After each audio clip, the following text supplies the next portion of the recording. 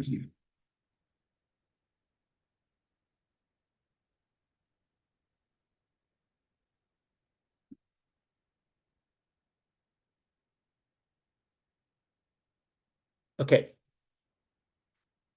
All right, welcome everyone to CE 321. This is your Introduction to Transportation Engineering class. And my apologies for bringing back memories of spring 2020 on this Zoom class. I just had to travel this week, and that just happened to coincide with the start of the class, start of the quarter. So this, obviously, we're going to meet in person starting next week, but no in-person classes this week. And I actually have something going on in the conference on Thursday, so there would not be any class on Thursday either. So, but I just wanted to make sure that we get together and go over the syllabus and just get the class started a little bit today, and then we can, when we come back next week, we can get into the technical material real quick. Okay. So first of all, if you could raise your hand virtually and let me know if you're in the waiting list for the class.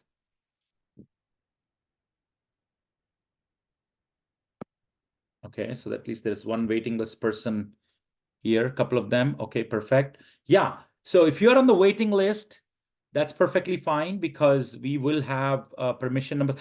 I don't see them on my Polylearn, I mean on my MyCalPoly page right now, but I'll make sure that you get your permission numbers, and I will make those available, no problem, because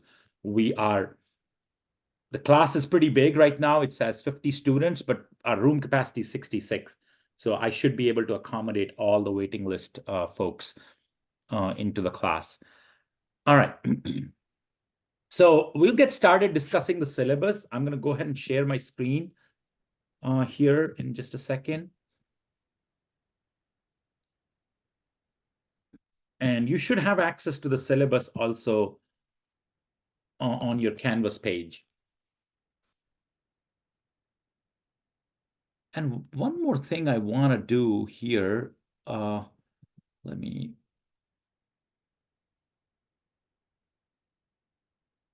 Abby, you're the first one on my list here. Could I make you the co-host for this class so that if there are folks who join from waiting room, you can admit them in? I'm just picking you randomly because you're first on my list. Abby, is that okay? Just give me a thumbs up. I'm actually on my phone right now, and I'm going to change it to my computer. Okay. Is that going to change anything? Okay. Sorry. So next person who's not guest, Adrian. Adrian, could I make you the co-host so you can keep an eye on the waiting room and admit folks as they come in while I'm talking? Yeah, sounds good. Okay, perfect. I'm going to do that, Adrian. Thank you. Make co-host. So hopefully you can keep an eye on the waiting room because there are still only 42 participants and the class is a little bit bigger than that. All right, thank you so much. Okay, so our task today is to go over the syllabus and kind of talk a little bit about the introduction to transportation engineering. And I know some of you, at least I saw some familiar names from CE 222 over the summer, which I taught. And so I know some of you have interacted with me virtually before, but I'm very much looking forward to teaching this class in person. And so this is Introduction to Transportation Engineering class, always a fun class, partly because transportation engineering is somewhat different than other disciplines of civil engineering. In other disciplines, obviously, we design infrastructure for users, for people. So all types of infrastructure that we design, regardless of what our discipline within civil engineering is, it interacts with human beings, it interacts with users. However, transportation is unique in that the system performance itself is very much impacted by how users interact with the system, right? That's, obviously, but in the, a tower or a building that you might design as a structural engineer will have some impact by how users use it. But in the normal day-to-day use, you can estimate all the loads that are going to be applied to it, even during an earthquake or a wind storm event. You can estimate all those loads, and then you apply some kind of factor of safety or whatever. So basically, you cover all the user interaction scenarios. And typically, if you cover those, your building is going to be safe. It will probably have the estimated life that you've estimated for it, and it's going to be okay. But in the case of transportation system, even the normal interactions that users have with the system, can lead to not so desirable outcomes. Even if you design it to the specifications, those specifications don't cover, because of there is so much variation in the human factors in their normal interaction with the transportation system. Even in their normal interactions, people will make mistakes on the road, either as a road user, whether they are in cars driving, or if they're pedestrians or bicyclists or operating another vehicle or whatever. So try, and then same thing with, like, this idea of factor of safety. Like, you can design, where you need only 2 lanes, you can over design and make it 3 lanes or whatever. But even those 3 lanes will get filled up, because now people who were using some other route will come to your route now that you've expanded your route, right? So there is a lot of system performance that is dictated by human behavior that is not the case in other disciplines of civil engineering. So there is definitely room for psychology, room for sort of planning for human interactions, for human factors, that is way beyond other civil engineering disciplines. And that's what makes it very exciting and interesting. Definitely not for everybody. Definitely, if you're so inclined with the numbers and so forth. So that's not, so just wanted to give you a heads up that transportation as a discipline is different. And this might be your first go around with transportation other than the CE 222 lab. So just want to prepare everybody for that. So that's the fun part of it. And there is some people, so it can be very polarizing in some ways. Like, some people really love it. Some students would love, how it is. There is a lot of uncertainty into it, but then some other students would hate it. So it's very polarizing in that way. But that's what makes it fun for me, at least. And so just sort of at the beginning, you have this catalog description of the course, various modes of transportation, science of transportation planning, design, and operations. So this planning, design, and operation is basically the 3 modules for the class. I can italic and underline it. So planning is 1 module, design is the 2nd module, and operations is the last module. So those are your 3 modules for the class right there. And one other thing that I'll be trying to do is make these connections between these 3 modules, because when you first take a glance at these 3 modules, they might look to you, they might as well be like 3 different classes. There is no apparent connection that's obvious right away. So you have to sort of think about how these things interact with each other, and these 3 streams of knowledge interact with each other. And that's something I'm gonna try to make that connection as explicit as I can as we move forward. So 3 modules. So you'll have these 3 tests that are going to be sort of based on individual modules as well. So that doesn't help, right? That keeps them separate in a lot of ways. So I still need to work a lot and work hard to make sure that you guys appreciate the connection between those 3 modules. Okay.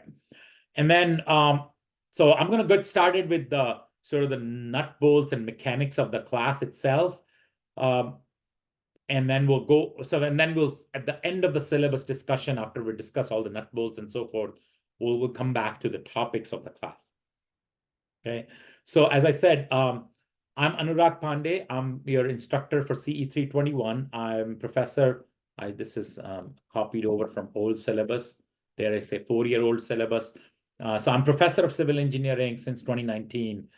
And we are going to be meeting twice a week in building 34, room 227, but no in-person classes this week. And my office is in building 13, room 212. So feel free to stop by and say hello during office hours at any time. I have my contact information, my phone number. It's definitely not the best way to reach me.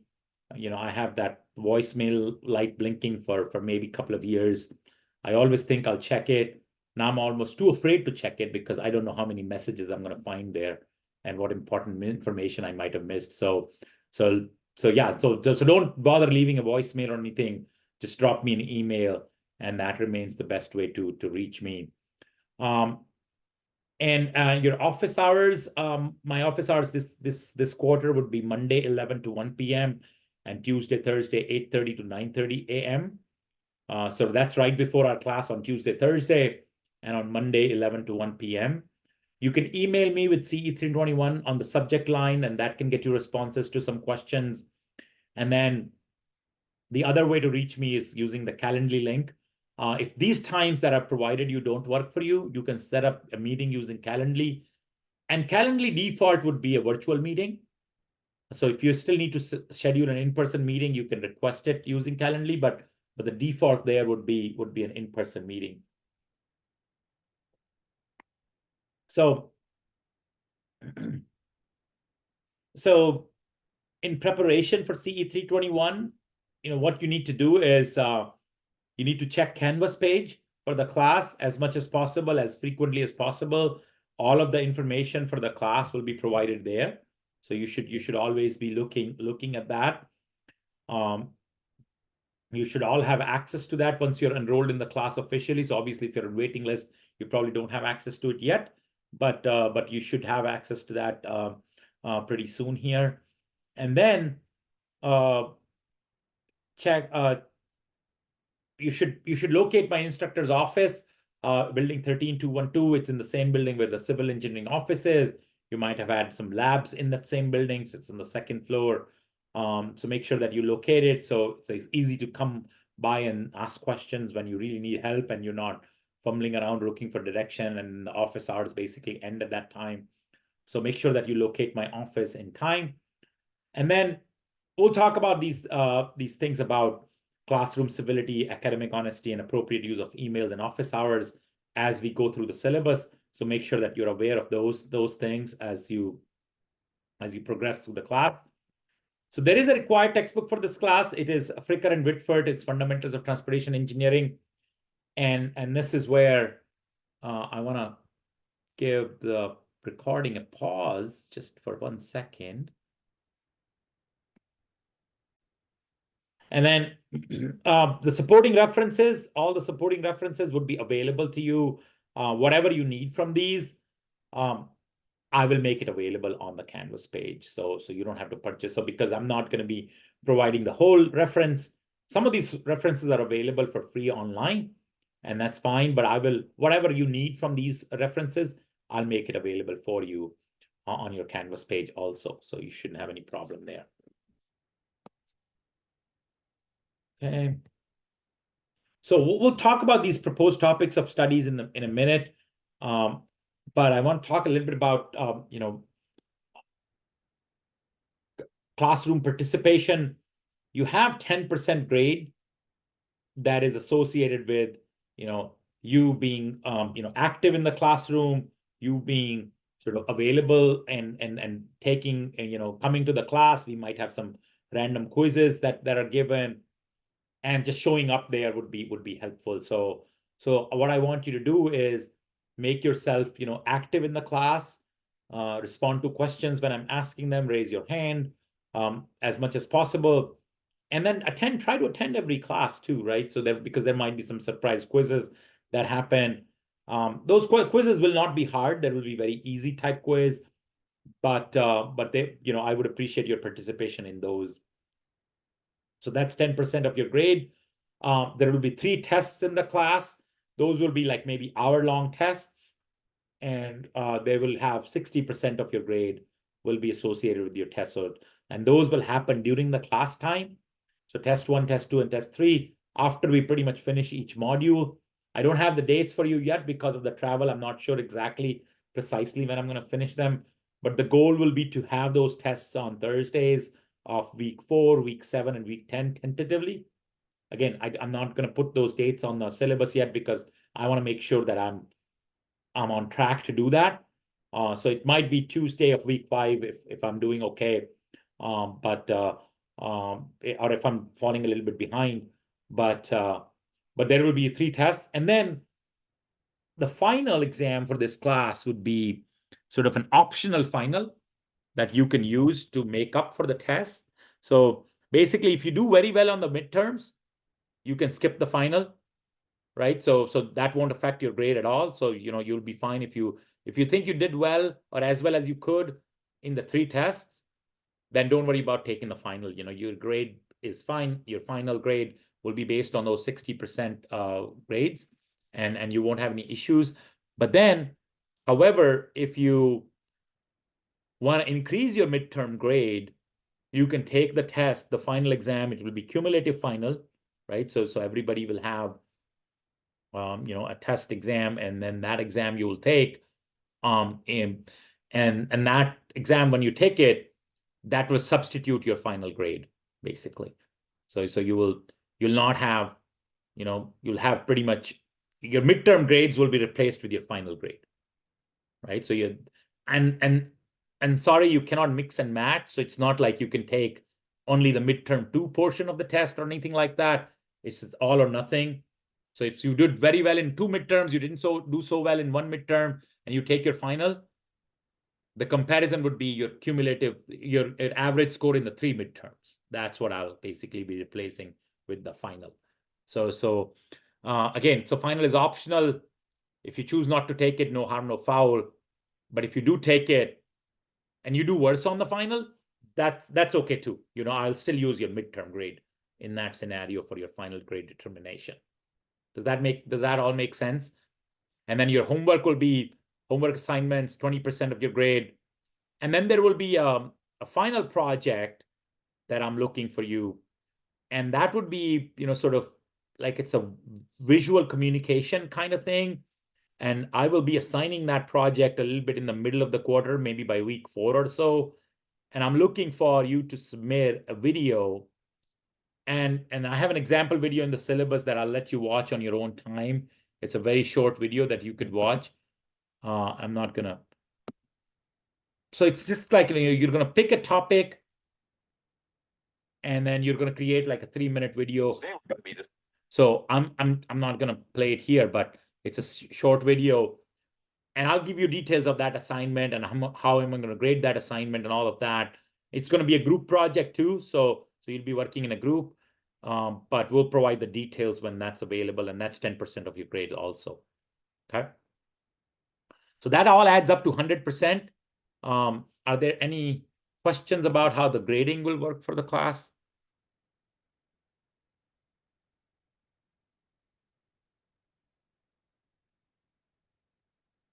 Feel free to ask a question in the chat as well, if that's something that you're willing to do and you're feeling shy about asking the question.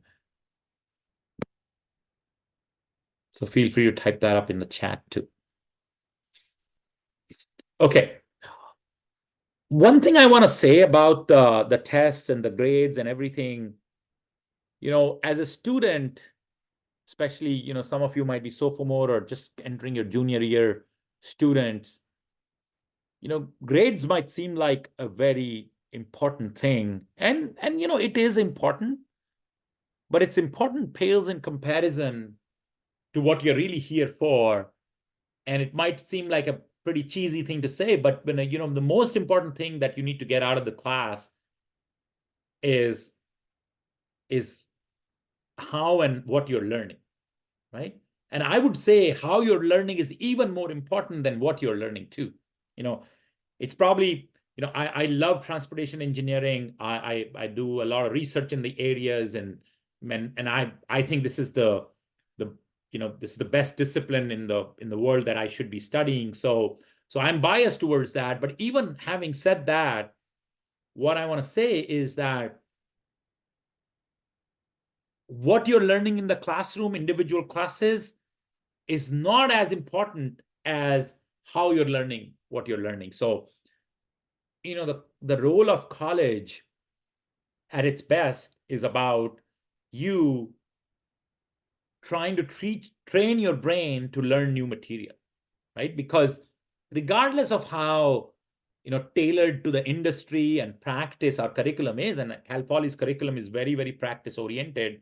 It's hands-on, learn by doing through real world projects, and we pride ourselves in that. But regardless of how much we try, our curriculum is not going to cover what you're going to be working on as a professional. Not everything you're going to. You would be lucky if you cover 10 to 15% of what you see as an employee or as a leader in the industry in the future. You'll be lucky if you see 10, 20% of what you're learning in the classroom, the exact same thing in the industry. Because the professions change over time.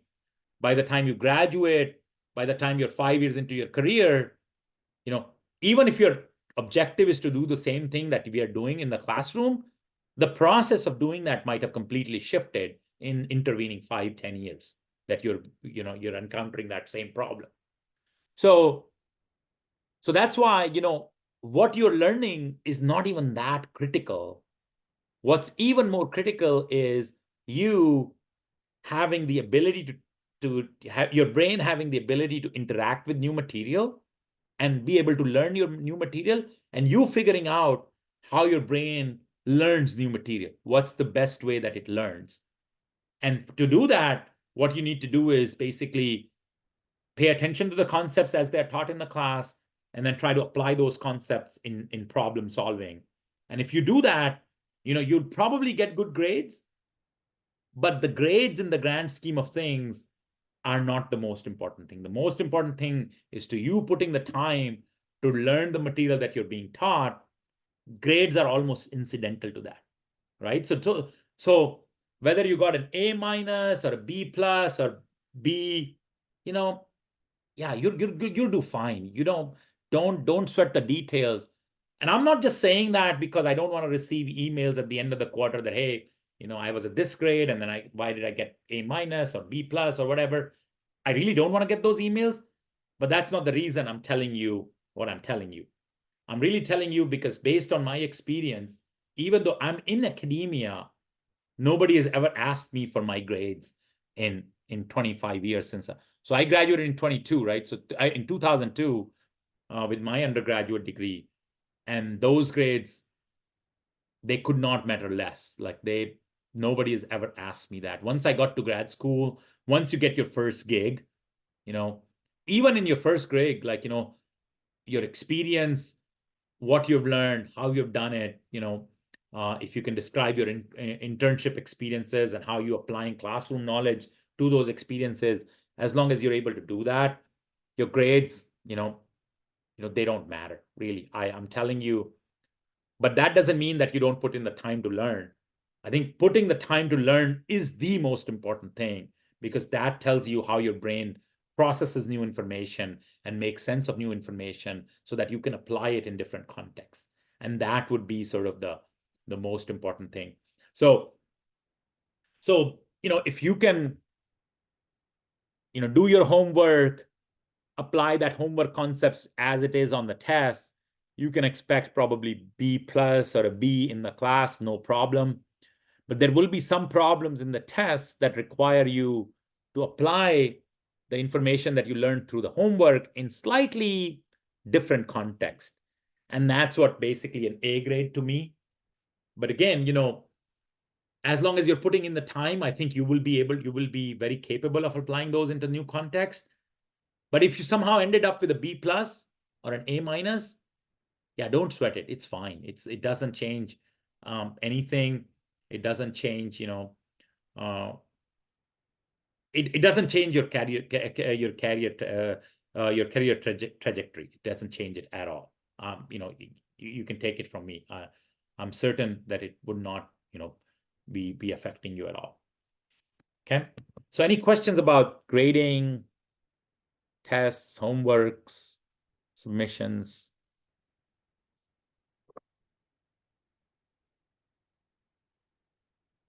Again, you can put in the questions in the chat as well, if you so decide.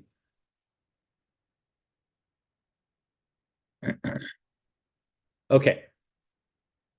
All right. So workload in the class, it's going to be about 6 hours per week of outside the class work because it's just a lecture class. So your homework, assignments, your reading, reviewing lecture notes and all the materials that I'll be providing, that should take about 6 hours per week. Some of you might be able to do it in 5, 4, whatever. But if you're taking way more than 6 hours outside of the classroom and you're not doing well in tests and homework and you're really having trouble, I think we should talk about that. You should reach out to me. And it's something that I want to encourage is, I'm not going to be able to, I'm not qualified to solve problems that you might be facing in your life in general, but I will do anything that I can to remove barriers in you learning the material for this class. Because my goal is to make sure that you can learn, you can get as much out of this class as possible. And to do that, if you're having any problems that are precluding you from learning the material in this class, and those problems could be, could be life issues that you're dealing with, and and I, as I said, I'm not qualified to address those things, but please reach out to me, and I'm certain I can refer you to resources that can, that can help you out. So Cal Poly has some counseling available. There are different programs on campus. Whatever issues you might be dealing with that is, that is not helping you succeed in this class, or that are hurting your chances of succeeding in this class, it's my purview to try to address them to the best of my abilities, and I'll try to do that. So what I'm trying to get at is never ever hesitate to ask me for help. Even if you think there is like a very, very small chance that I can help, always err on the side of reaching out to me. Again, I can't solve everybody's all problems. I don't pretend to. I can barely solve my own problems, but I know of resources that I can hopefully refer you to, where professionals who can address your questions and concerns, and hopefully put you back on track to success in the classroom. So please always be open. Always feel free to reach out. Okay, but again, so if anything is precluding you from giving 6 hours per week of effort, please feel free to reach out. If it's taking you more than 6 hours and you're not succeeding, then maybe you're not studying right and something is off. We should address that too. So always, again, reach out is always most important thing. As I said, the tests will be, 3 tests. Typical test will have 2 parts. One will be sort of objective type questions where you answer true, false type questions or very short answers. And then there will be numerical problems that you'll be obviously doing in the homework as well. So you won't have to remember equations. Either I'll supply the equations or I'll allow you to bring in some cheat sheets and some paperwork and stuff like that you can bring along. So that shouldn't be an issue at all. So you won't have to remember anything, but you will need to practice problems for sure. So please do that. Yeah, there'll be a letter grade, as I said, B+, A-, things like that. Yeah, I'll not be revealing each other's score to each other. So always have the first page empty in the test, and then when I hand out the test, your score will be on the inside pages. And let me know if there is anything else I could do to protect your privacy. Feel free to reach out to me.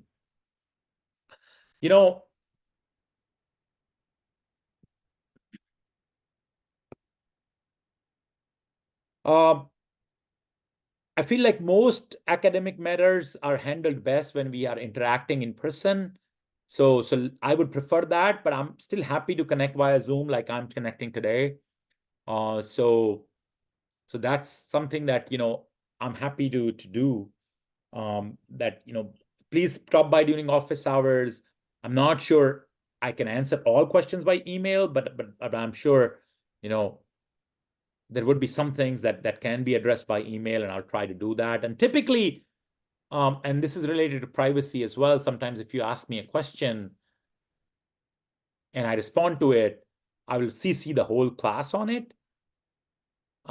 In that sense, if you want, if there are a question that you would, and I'll not try to telegraph your private information or anything. It's just that if there is, you have some question about the homework assumption or something like that, when I'm replying to you, I'll CC the whole class because the whole class could benefit from it.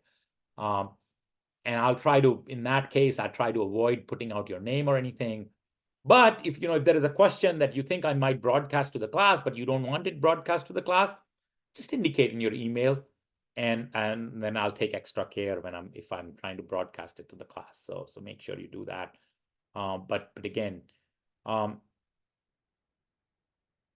and then travel, I note that, but I will make arrangements for our missed meetings like I'm making today.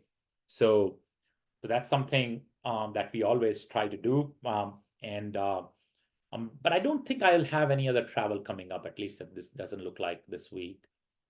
So we should be, once we're done with this week, I should be back in person, and we should be good to go. Okay. So last thing I want to talk about is last few things, and they're related. At least the next two, cheating and late work and absences. It is a privilege to attend this university, and I am actually one of those faculty members who is okay with you collaborating with each other on the homework. So except for the tests, any other thing that you're working on for the class, you are welcome to sort of connect with each other, have interactions with each other, have explain to you things that you're not sure about, discuss ideas like, okay, how you're approaching this problem versus that problem. The only thing that's unacceptable in the homework is copying and submitting somebody else's work that you have not understood how it's done. And believe me, that there are ways to find out, and I don't, as a senior faculty now, I don't hesitate to report. It's not uncomfortable for me to report anybody to the Cal Poly Office of Academic Dishonesty. And again, they are professionals in dealing with these types of issues. So I personally am perfectly fine with reporting and if I find out. But again, if you're doing this for the grades, there is no point. Like, I'm telling you, your grades do not matter as much that you sacrifice the chance to learn the material, right? So if you're cheating, basically what you're doing is taking somebody else's work and presenting as your own. You're depriving your brain the opportunity to learn new stuff. And that's the most important skill that you can get out of college. It's not, how to, I don't know, like we'll do level of service analysis, for example, right? In this class, how to estimate level of service of a freeway segment. That per se, being able to do the level of service analysis is almost, it's not the most useful thing. What's most useful thing is how do you read the highway capacity manual and interpret the information that's given there to your own end, so that anytime you encounter any type of work that requires you to look over the highway capacity manual and interpret it, that's the most important thing. So if you don't give your brain the opportunity to actually apply the highway capacity manual, getting a good grade on that homework, which is like what 5% of your overall grade for the class anyway, it's completely meaningless. It's just, and so what I'm trying to get at is really to get your grade up from C+ to a B- or B+. It is not going to be the most helpful thing in the world. What's going to be most helpful is you putting in the time to do it. And that kind of brings me to the next thing. It's late work, and I don't have, unless you have a well-documented emergency, there are no makeup tests, there are no makeup homeworks or anything like that. I will accept late homeworks a little bit, but not too late, because again, I have to post a solution because there might be a test coming up associated with that homework. So I probably won't have that opportunity. You will get less credit, but again, when I was a young faculty, I always took I always thought like, my class is the most important thing that's going on in your life. And I realize now as an experienced instructor that it's not. I mean, I guess I knew it all the time, but I never acted in that way. I always acted as if my class is the most important thing in the student's life. And I know it's not. I shouldn't even be thinking like that, or shouldn't be acting like that. So I realized that there might be other things going on in your class. So if you're going to be late, if you're dealing with some things where, you're going to be late in submitting a homework, talk to me. I will try to my best to give you, again, to be fair to everybody, I probably won't be able to give, I certainly will not be able to give you the full grade that's associated with that assignment that you're late on. But I would be happy to give you all the learning opportunities that are associated with that assignment.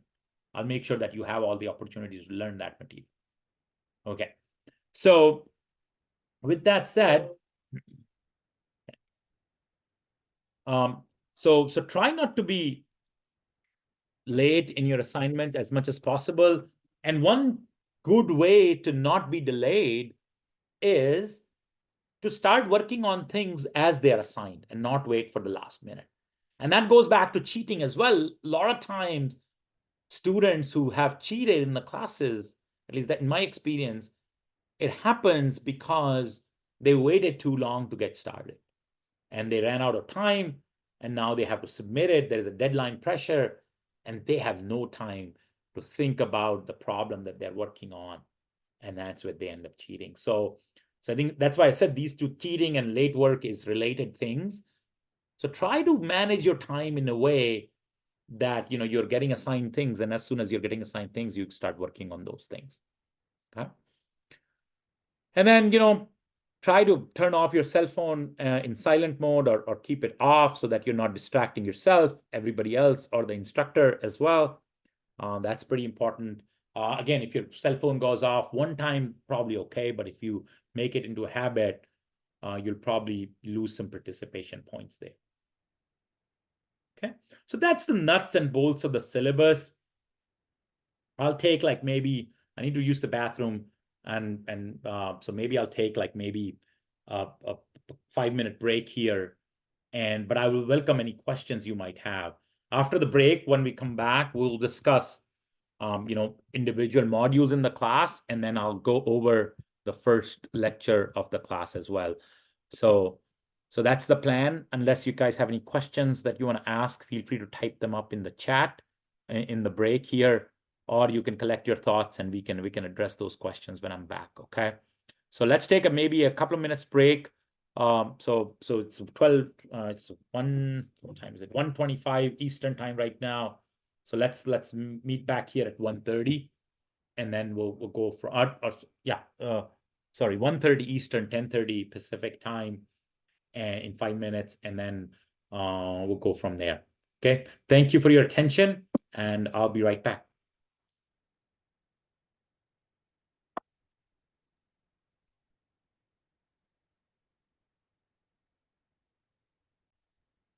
So welcome back, everyone. So I got some few messages about joining late. That's okay. If you joined the session late today, that's not a problem at all. I will be recording this lecture, so I have been recording this lecture. So I'll post the lecture for this online. So you shouldn't have any problem. You can capture pretty much what was missed. And this is just the first class, and this is supposed to be an in-person class. So no worries at all. So don't worry if you join late. That's not going to be an issue for today.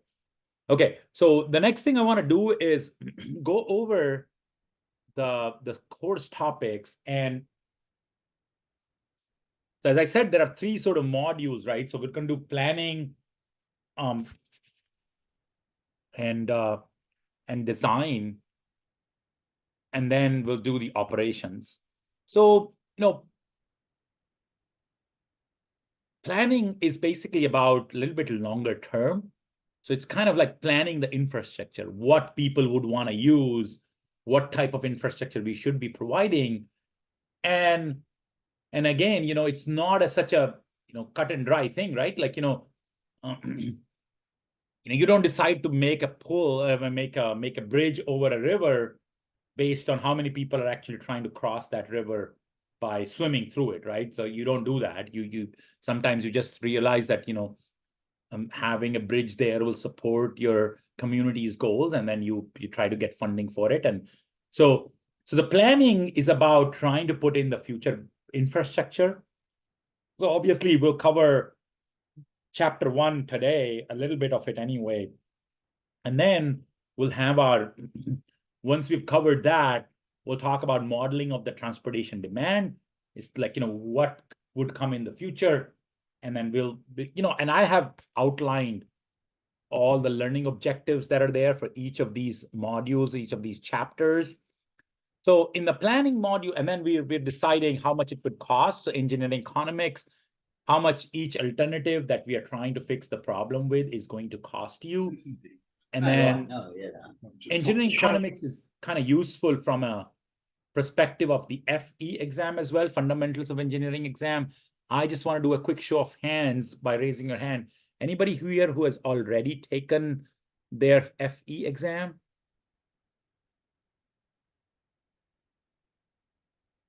Okay. I don't see any raised hand unless you.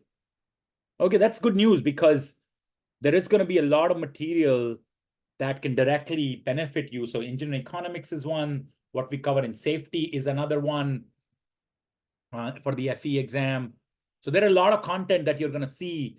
And what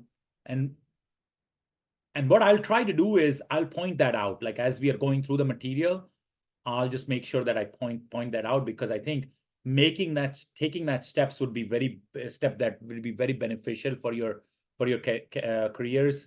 Because if you can take FE exam as soon as possible, you can actually take the PE exam, the 8-hour exam for the licensing also before you graduate now.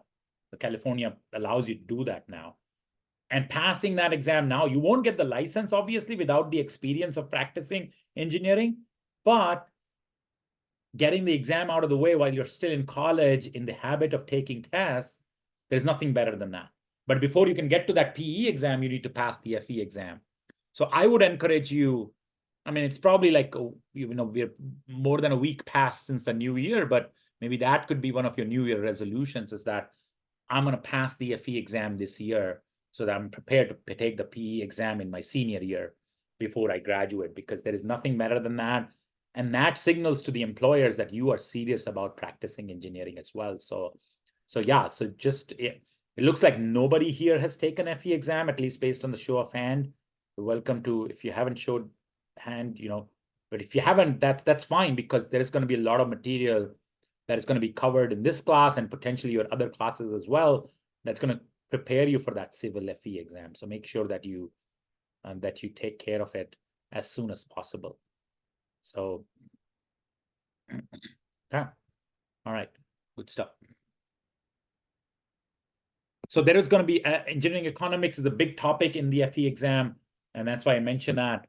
And then sustainability and transportation planning. How do we make sure that we are creating a transportation system for the future that is financially sustainable, it's viable for the future? That's a little bit of the engineering economics there, but then also, environmentally sustainable as well. Like, if we just cannot our cities just do not have the space to build the roads on, because, the space is valuable.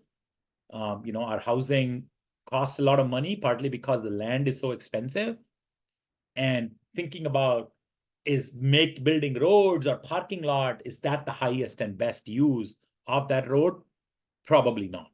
And that means that we have to look some other ways, creative ways of getting people around, and then manage the demand in some ways and so forth. So we'll talk about that.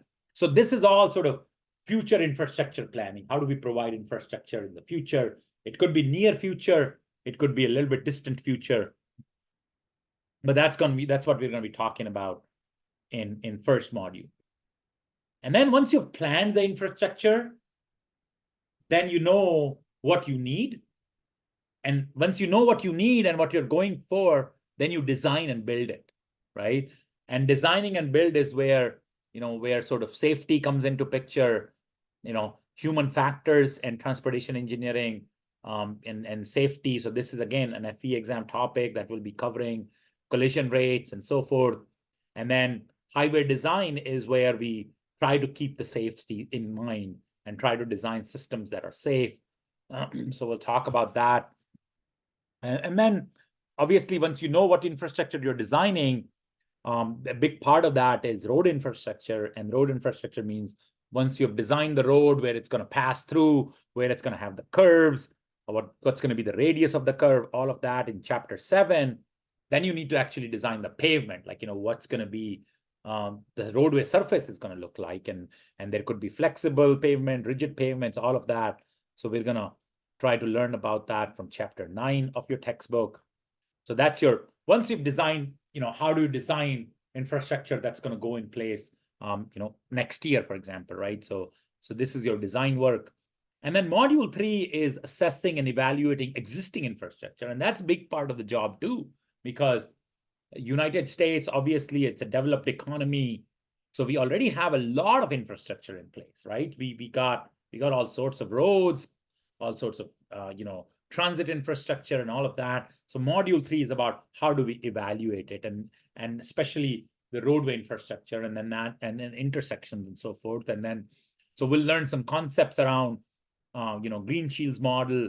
What's the relationship between, when we talk about what type of flows exist, interrupted flow versus uninterrupted flow, and then what concepts are then used in the level of service analysis. And that's, again, you have the chapters in here, and you have the learning objectives outlined there as well. So all of that is in there. So I would be covering that. And then in chapter 8, we'll talk about more of, like, what happens at city streets and how do we determine level of service on a city street. And we'll talk about, a signal and warrant and stuff like that a little bit too. We'll get into that, although not in very much detail, but just kind of touch on those concepts. Okay, so that's basically your class in a nutshell. Are there any questions, comments that you want to share?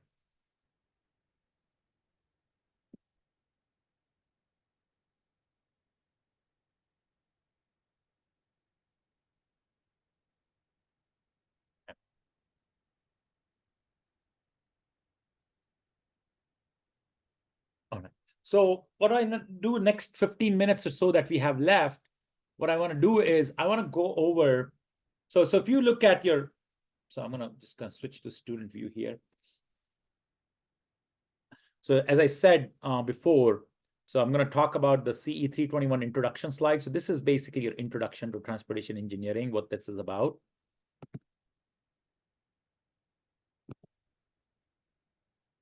And this is from chapter 1 of your textbook.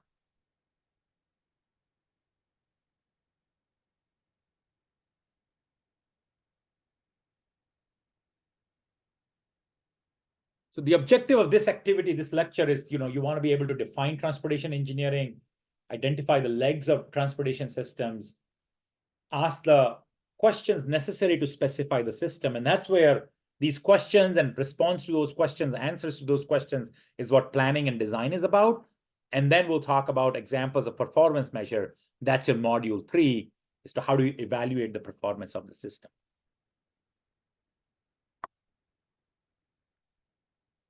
Define transportation engineering, that's your 1.1 and 1.2, 1.1.1 and 1.1.2. And what are these? In the class, these will be like, anytime I point these things out, they will be sort of your textbook sections where you can read about this.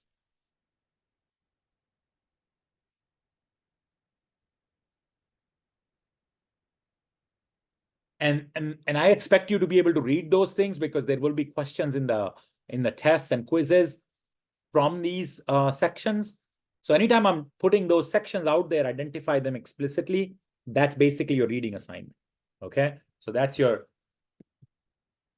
reading assignment. So sections that are mentioned on the slides. That are your reading assignments. So I expect you to be able to read this and answer questions based on this material. Okay. So the goal of the transportation system is the safe and efficient. So I highlight safe and efficient because these two are our primary goals, right? Safety and efficiency.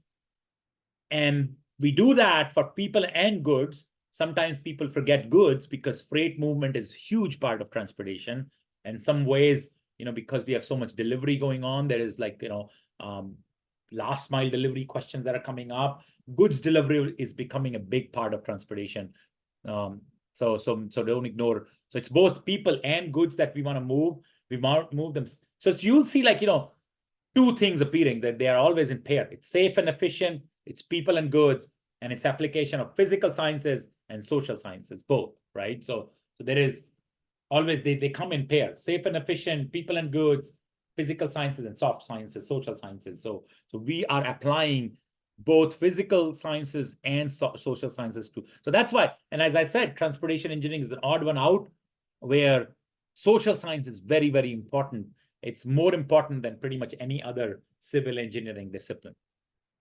And one of the things what makes it interesting is, the demand for transportation is derived demand, right? So for the most part, we don't, drive just for the sake of driving, for the most part. Sometimes we take some scenic drives, right, for a little bit. But normally when we drive or walk or bike, a lot of times we are trying to get somewhere, to work, to school, to come back home. So that's why we say, the demand for transportation is derived demand. So it's very important for us to look at activity generators.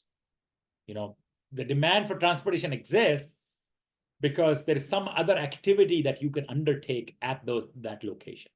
So for example, Cal Poly, the 93407 zip code, right? You don't just show up to 93407 zip code. Nobody just shows up. They're there because they have a class to study in, class to take, a class to teach, or some office to go to. So Cal Poly is a big activity generator, and it produces demand on the roadways around Cal Poly. So the demand for transportation, for the most part, is derived demand because it's serving some other purpose. Okay, so that's very important thing about transportation demand that we need to remember. Okay.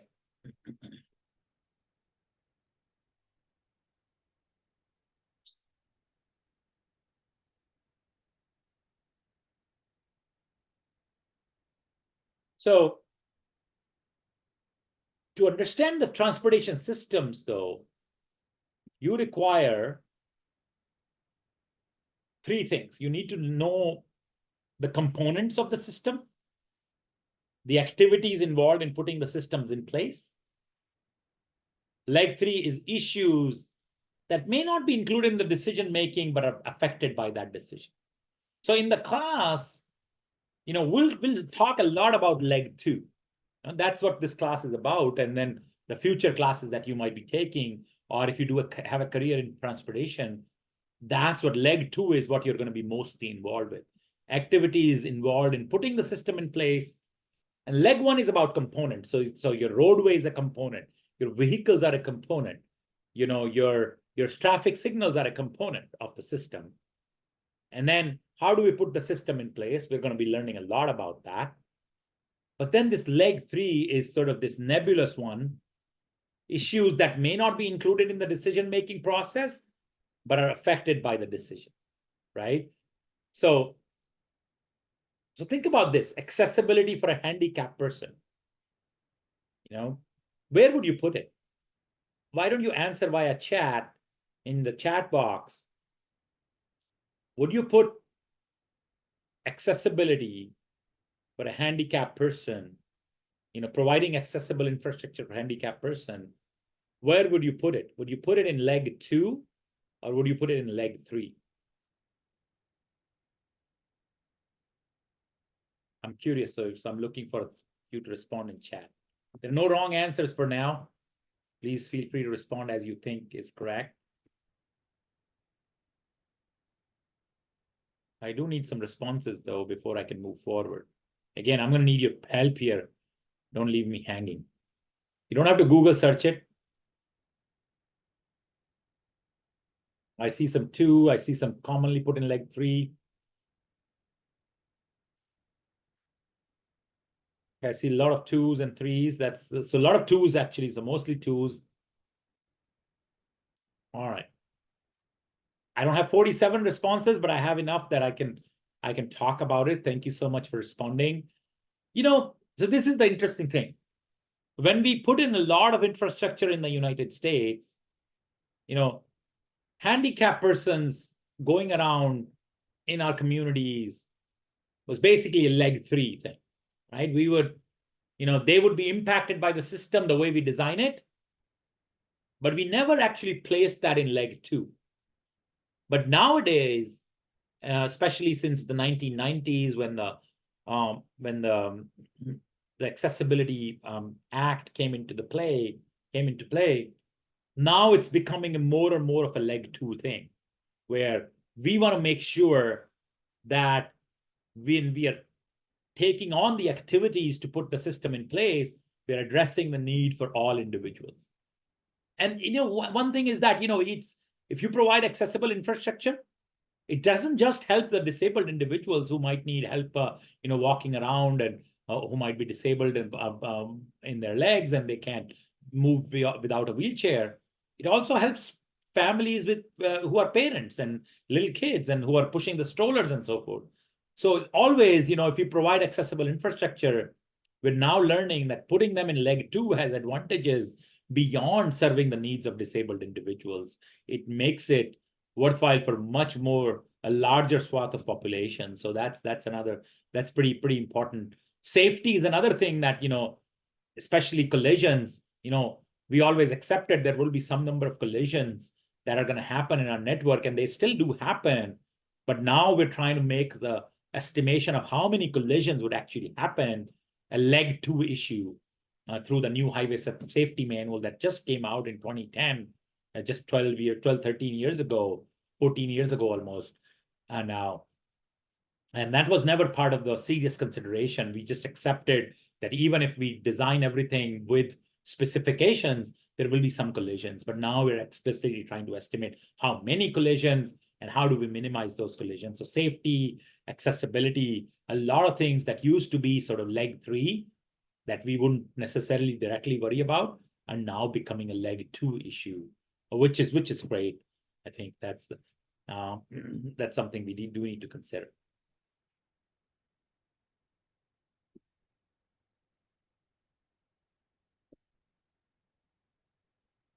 Okay. Transportation systems analysis is a way to design and modify the system to meet the need of the end users. So some of the things that we need to think about is feasibility. Is it feasible from a cost perspective, from an engineering perspective?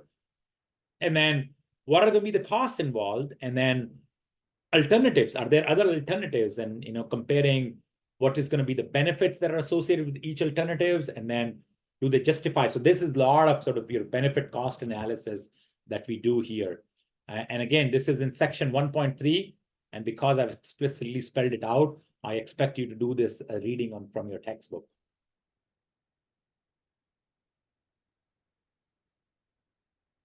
So these are some of the questions to ask when you're thinking about this. Purpose of the system. Who is the population that you're trying to serve? What is the area of coverage? Technical specifications, capacity of the system that you need. Again, the capacity that you need might be dependent on the demand analysis that you might have done, right? So that's, again, some of these questions are related, and the answer will come from some of these activities that we already talked about a little bit. What's going to be the reliability? Because there might be some failure associated with that. And, you know, this reliability could be a tricky question. So airlines have some timely performance statistics that they maintain, and they always sort of over plan, right? So they will plan for the journey from city A to city B to take 2 hours, even though they know they complete in 1.5 hours, but that gives them half an hour buffer time so that they can still have a pretty high on-time performance, right? So this reliability question is the flight always reaching on time? Is it delayed mostly by certain time all the time, or whatever is going on with that? And then you have the cost effectiveness. Is it effective from cost? The cost effectiveness requires you to look at the benefits as well. So you know, all of these questions are necessary to ask before you can build out a piece of infrastructure. These questions, you know, there will be, you know, a lot of time your project will be dependent on the funding from some other agencies. It might be the local council of government. It could be the federal government. It could be the state government. And they will be asking these questions. You will, in your grant application, where you need the money, when you're trying to get the money for the infrastructure to build the infrastructure, when you look for the money, the sponsors will have you touch on all these questions, or the answers to these questions will be required for you to be answering these before you can get funding for it. So last thing is the performance measure. So you can find more performance measure in section 1.3.3. So if you're talking about a roadway, so average speed would be one performance measure. If you're talking about a transit, you know, range, what is the range of outcome it's serving? Cost of operation, reliability, failures, you know, the delays that happen, how many flights fail to reach on time, what percentage of flights, things like that. You can think of more performance measures, and we'll kind of some derived performance measures like level of service that are measured based on density for roadway sections. We'll derive those in the class. So, and then again, you know, these performance measures are necessary because you're trying to figure out, because remember the purpose of the system, you're trying to figure out through these performance measures, are you meeting the purpose of your system? Okay. And that's very important for you to do, is that aligning these performance measures that you're using with the purpose of your system. Because if they don't align, then you're measuring the wrong thing. So that's another important aspect of it. Okay. Any questions? Please feel free to reach out. I don't have much to add. We're almost all out of time anyway. And if you're looking for permission numbers, I would contact the department office, Marissa. So if you can email me, and I can, you know, if you need permission numbers, just what I'll do is like, I'll basically, so don't email me. I'll email the whole waiting list, and I will email the department office to make sure that they know that you're on the waiting list for CE 321 and you receive a permission number. I don't have access to permission number. I was thinking I used to, but for some reason I don't see it now. So I'll figure out, like, you know, how can I give you the permission number? So if you're on the waiting list and you don't get an email from me by the end of the day, by the beginning of the day tomorrow morning, please reach out to me and I'll make sure that you get a permission number. Okay. I see something in the chat here. Okay. Recorded lecture for Thursday? No. So there is going to be no lecture for Thursday. If there is going to be some, so I would expect you to be finishing up on your reading assignments on Thursday. So there is no class on Thursday, no lecture. I'll make sure that I indicate that in the email. But you're supposed to review the reading material from your textbook.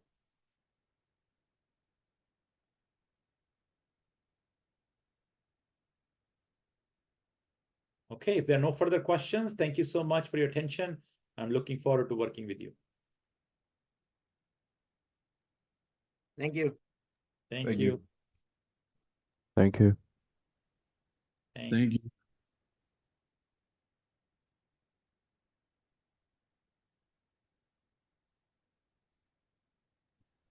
Hey, Professor. Yes, hi. So I'm number 1 on your wait list right now. Yeah. So number Yeah. okay, so we can record.